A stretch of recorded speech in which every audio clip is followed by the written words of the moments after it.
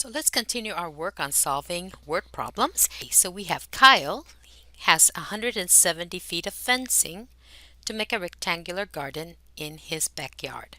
He wants the length to be 15 feet more than the width. Find the width. A diagram might help us. So here's the garden, and we're being asked to find the width of this garden. We know nothing about the width. We do know something about the length, don't we? So let's let W be the width of the garden. Let's declare that as our variable, and let's put it here in our garden. So I have W here and a W there. Okay, good. And then the length is what? The length is 15 feet more than the width. So here's our garden, and this longer side is 15 feet more than the width. So W plus 15. W plus 15. Okay, so that's the length. W plus 15 is the length. We're supposed to find the width, and our equation is going to involve fencing. When we put a fence around this garden, we notice that what we're doing is we're needing to find the distance around the rectangle, and that's called the perimeter, right? So we have to add up all four of these sides. So actually, since we have this picture here with all the sides in it, let's go ahead and just write all four of those sides. So we have W, this side here on the left, plus W plus 15, which is this upper length, plus W, the side on the right, plus W plus 15, which is the lower length. And all of that added together, it's going to equal the 170 feet of fence, because we're going to put a fence all around that, right? And so that's our equation. And that's the perimeter of the rectangle. And notice that on the left-hand side, we have some like terms. We have 4 of those W's. So we're going to write 4W plus, and then add these two 15s, 30, and that equals 170. And so we're going to go ahead and solve for this W, first by subtracting 30 from both sides. So I get 140, and then by dividing by 4. So 35. So our width is 35 feet. What's our length? Well, remember, so the length then is 35 feet plus 15, which is 50 feet, and the width of the garden is 35 feet, is our conclusion statement. And a quick check. You'll see that the two widths in the rectangle are 35 plus 35 gives us 70, and the two lengths, which are 50 and 50, give us 100, and 100 plus 70 is 170 feet, so that definitely checks. Now we're going to talk about word problems that involve finding integers that are consecutive. And what do we mean by consecutive integers? Well, I know you know what that means. That means that they're in a row, aren't they? Consecutive integers. So some examples would be 1, 2, and 3, right? Or 4, 5, and 6. Those are consecutive. 3 integers that are consecutive. They could be negative, right? It could be negative 9, negative 8, negative 7. Those would be consecutive. And so we're tasked here with finding 3 consecutive integers whose sum is negative 3. So here's the thing. We have to find 3 integers, but we only have the use of one variable. So we can only let that one variable represent one of the 3 integers. So what we're going to do is we're going to let n represent the smallest of those 3 integers. So if I look at my examples here on the right-hand side, n would be this first column of numbers, right? And then how far apart is the next number from the smallest?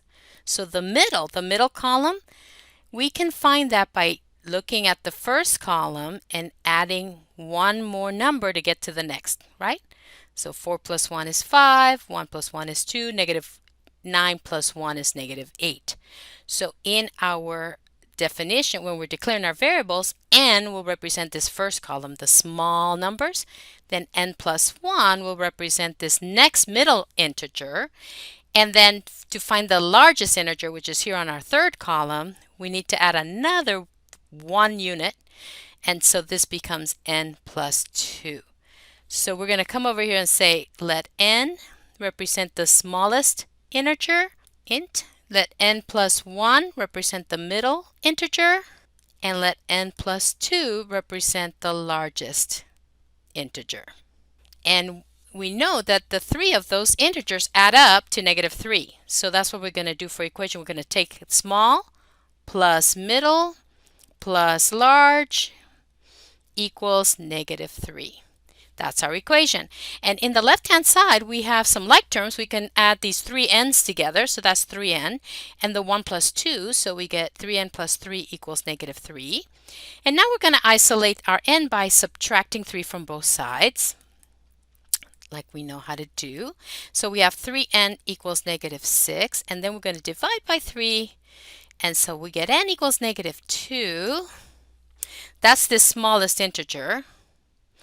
Adding 1 to that, we get that the middle integer is -1, and adding another 1 to that, we get that the largest integer is 0, right? So because those are numbers that are in a row, right? These are the integers that are consecutive. And what do they add up to? If you add these, don't they add up to -3? Yes, they do. So this checks. So to answer the question, the three integers are -2, -1, and 0. Now in this next problem, we're tasked with finding consecutive, but it's consecutive even integers. So we need to find 3 consecutive even integers whose sum is 222. So let's think about some examples of consecutive even integers. You might be thinking of 2, 4, and 6, and you would be right. Yeah. 8, 10, and 12, right? Those would be 3 consecutive even integers. Let's see, we could have -4, -2, and 0, right? Those would be consecutive even integers.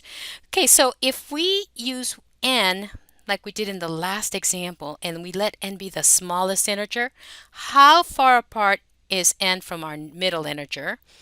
Well, aren't we? We're 2 units apart, aren't we? We're 2 more numbers apart from the small. So this middle column will be represented by n plus 2. These middle integers are n plus 2. And then what expression will we write for that larger integer? And if you're thinking n plus 4, you're absolutely right. Okay, because of this larger integer, 4 more than what we started out with, right? So 2, 4, and 6, 8, 10, and 12, -4, -2, and 0, which are our examples. Okay, but that's what we're going to use here to help us define variables. So n is the smallest smallest even integer. N plus 2 is the next one, or the middle even integer, and then n plus 4 is the larger. That's our declaration. Those are our unknowns, right? And then for our equation, we know that they add up to 222. So small plus middle plus large equals 222. And we're going to add some like terms here. And we have 3n plus 6, which is 222. Then we're going to subtract 6 from both sides, as you know. So 3n equals 216. And then we're going to divide by 3 so that we can find that smaller integer, and the n equals 72. So we just found this guy, didn't we? This one, this is 72. Let's put it over here on the left, 72. And then 72 plus 2 is 74 for our middle integer, and 72 plus 4 is 76. And when we add those together, this is our check, we get 222. So that works. So what are the 3 integers? The integers are 72, 74, and 76.